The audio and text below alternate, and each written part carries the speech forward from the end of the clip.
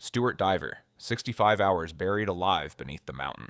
On July 30th, 1997, at 11:35 at night, 3,500 tons of rock and mud slid down the slope above an Australian ski village, burying two crowded lodges and killing 18 people in seconds. Thredbo is a ski resort in the snowy mountains of New South Wales, packed with skiers and staff during winter peak season. That night, a leaking water main had quietly soaked the slope above the village for hours, turning solid earth into something closer to wet clay. Just before midnight, the slope gave way without warning, sending thousands of tons of liquefied earth roaring downhill. The wave slammed into the four-story Carina Lodge and tore it in half. The detached section slid hundreds of feet, crossed a road, and crashed into Bimbadeen Lodge below. Inside the lodges, 19 people were asleep in their beds. Within seconds, walls collapsed, ceilings dropped, and entire floors were crushed flat by the weight of debris from above. Most never woke up, killed instantly under tons of concrete, mud, and twisted steel. Stuart Diver was 27 years old, a ski instructor sleeping next to his wife Sally on the second floor of Bimbadeen. The slide hit them in their bed and snapped the building apart around them. When the noise stopped, both were still alive, pinned in a tiny air pocket between two concrete slabs. Sally was trapped in a depression in the floor below him, unable to move. Within hours, freezing water from the broken main began pouring through the wreckage, slowly filling her hollow. Stuart could hear her, talk to her, and reach for her hand, but he could not pull her free. The water rose past her shoulders, then her chin. Stuart held her hand and spoke to her until the icy water closed over her face. She drowned a few feet away from him in the dark, with no one able to help. He spent the next 60 hours trapped beside her body. The air pocket was barely large enough to lie flat in. Outside the wreckage, temperatures dropped well below freezing, and inside the slab, freezing meltwater dripped onto Stuart's body for hours at a time. His core temperature fell into the danger zone and his feet began to freeze. Above him, hundreds of rescuers worked through the rubble. Firefighters, paramedics, and volunteers dug carefully with their hands and small tools, terrified that any heavy machinery would shift the debris and crush survivors below. They had no idea anyone was still alive in there. By Friday morning, the rescue had become a recovery. Body after body was pulled from the wreckage, all dead, and the assistant police commissioner told the press that hope was now remote. Thermal imaging cameras and microphones showed no signs of life anywhere in the debris. At 5:37 in the morning on August 2nd, after 65 hours of digging, a firefighter named Steve Hurst lowered a microphone into a small hole and shouted into the wreckage, "Rescue team working overhead, can anyone hear me?" A faint voice answered back from somewhere in the dark. The voice belonged to Stuart Diver, who told the rescuers his only injury was frozen feet and that his wife had died in the wreckage beside him. The rescue site went silent, then erupted into action. After 3 days of pulling out only bodies, they had found someone alive. Reaching him took another 12 hours, with rescuers cutting through concrete slabs inch by inch, terrified of triggering another collapse. They passed him a drink, talked him through the wait, and finally pulled him out at 5:10 in the evening. His first words above ground were about the sky. Stuart Diver had survived 65 hours pinned beside his dead wife in freezing water between two slabs of concrete. He lost feeling in both feet from frostbite but kept them. He returned to Thredbo years later as operations manager, the sole survivor of 19 people buried that night. Hey, if you've made it this far, you're my kind of person. Hit subscribe and I'll keep the stories coming. The Tham Luang Cave Boys. 18 days trapped inside a flooded mountain.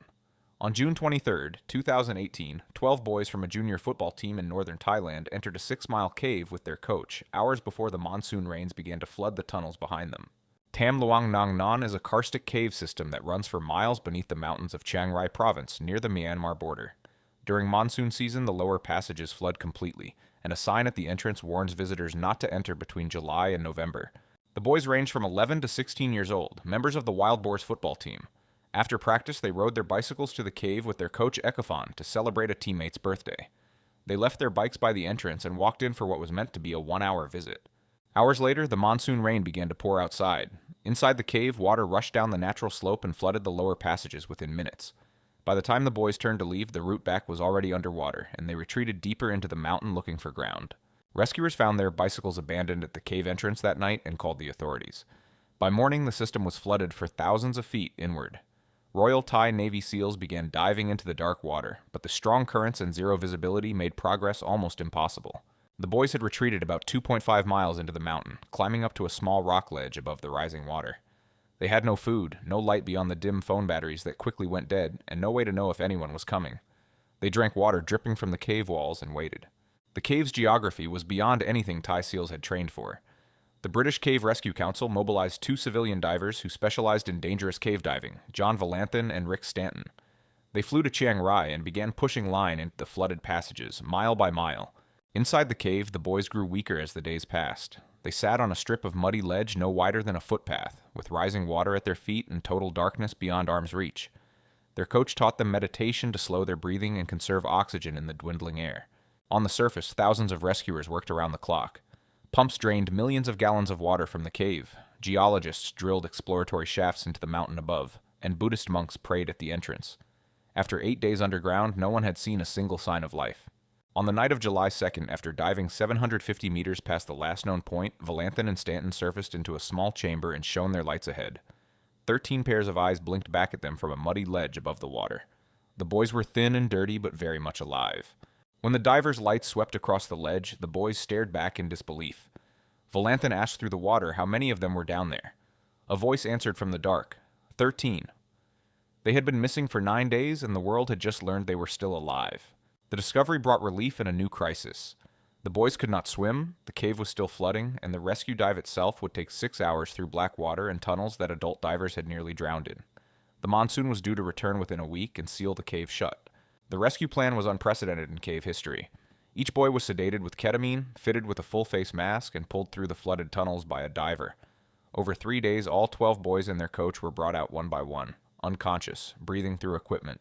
All 13 made it out of the cave alive, but one rescuer did not. Thai Navy SEAL Saman Kunan died during the operation, drowned while delivering oxygen tanks to the boys. The wild boars and their coach had been trapped for 18 days, and the rescue is studied as one of the most complex ever. Resham Begum, 17 days buried alive in a collapsed factory. On April 24, 2013, an 8-story garment factory complex on the outskirts of Dhaka collapsed in less than 90 seconds, killing more than 1,100 people and trapping thousands beneath the rubble. Rana Plaza housed 5 separate clothing factories, producing garments for European and American brands. Workers had complained about cracks in the walls the day before, but managers told them the building was safe and ordered them back to work. Most arrived for their shifts at 8 in the morning. Just before 9, the building gave way without warning. The upper floors pancaked downward, slamming each level onto the one below at high speed. Within 90 seconds, 8 stories of concrete, sewing machines, and human bodies had been compressed into a heap less than 15 feet high. More than 1,100 workers were killed in the collapse, most of them women, most of them in their 20s. Survivors trapped in the wreckage screamed for help through narrow gaps in the rubble. Bangladeshi army units arrived within minutes, but the scale of the disaster overwhelmed every team. Among the buried was Resham Begum, a 19-year-old seamstress from rural Bangladesh who had moved to Dhaka weeks earlier to find work. She had started at the second-floor factory on April 2nd, earning $60 a month. When the floors collapsed, she was knocked out and woke up in total darkness. She was wedged into a small space between fallen beams and pillars, perhaps 10 feet wide. A man pinned nearby asked her for water, but she had none to give him. Within hours, he was dead, and she was alone in the dark with the bodies of her co-workers piled within reach on every side. Reshma had 4 packets of cookies in her bag and a small bottle of water. She rationed them carefully day by day, eating crumbs and sipping a few drops at a time. When the food and water ran out, she searched the corpses around her for anything they might have carried, but found nothing. For days she sat in the same position, unable to stand, surrounded by the smell of decomposing bodies in the heat. The temperature inside the rubble climbed past 100 degrees Fahrenheit. Her wounds turned septic, her muscles wasted away, and her sense of time slipped as she drifted in and out. Above ground, the rescue lasted 3 weeks straight. Bangladeshi army units pulled bodies from the wreckage day and night, while cranes lifted concrete slabs once it was clear no one else could be alive. By day 17, the death toll had passed 1,100 and the operation was shifting to demolition. 12 days earlier, another woman named Shahina had been found alive in a similar pocket. Rescuers had worked desperately to free her, but a fire broke out during the final hour of her rescue and she died in the wreckage. After that, no further survivors had been pulled from the building. On May 10th, late on a Friday afternoon, a soldier on top of the rubble noticed an iron rod moving in the debris. He climbed down to a small hole and called into the wreckage, "Is there anyone inside?" A faint voice answered yes from somewhere below. The soldier shouted for help and froze in place. Rescuers worked for 45 minutes to cut a hole through a concrete pillar with a hand drill and hammers. They passed water down to her, talked her through the weight, and finally pulled her out into the afternoon light, her face powdered gray with dust as the crowd erupted in cheers. Reshma was in remarkable condition, given that she had survived 17 days under tons of concrete with no food for the last 2 days. She told reporters from her hospital bed that she had never expected to see daylight again. She was placed in intensive care under armed guard from the army.